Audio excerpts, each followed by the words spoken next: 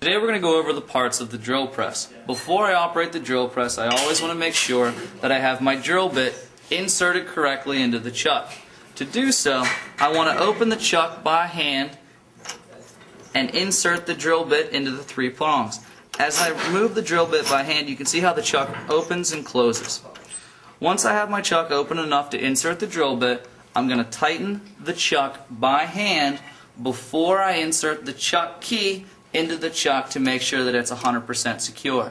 Once my chuck key is inserted into the chuck, I want to tighten it and then remove my chuck key and return it to its position away from the chuck before operating the drill press.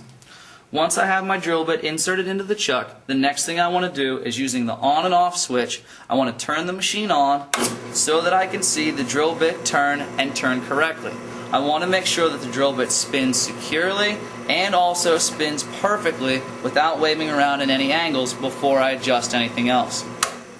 Next, I'll turn the drill bit off.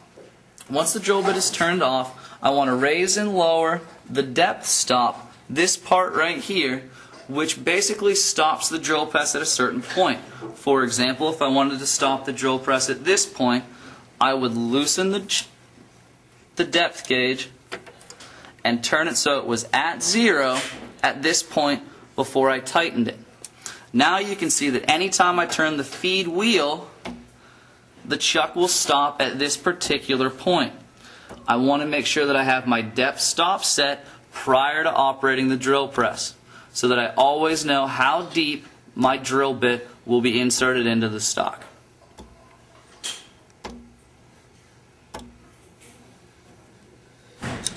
So using the feed wheel, I can raise and lower the chuck. I always want to make sure that I have one hand securely on the feed wheel when I am operating the drill press. The next part that we're going to go over is the table itself. The table itself should be set prior to operating the drill press so that you're able to then place your backup stock and your stock securely on the table so that your drill bit goes into the backup stock and then you're all set and ready to operate. If I have this set up, what I can then do is raise and lower the table to complete my adjustment. This handle raises and lowers the table so that way I can use it in addition to my depth stop to help raise and set the path of the drill bit.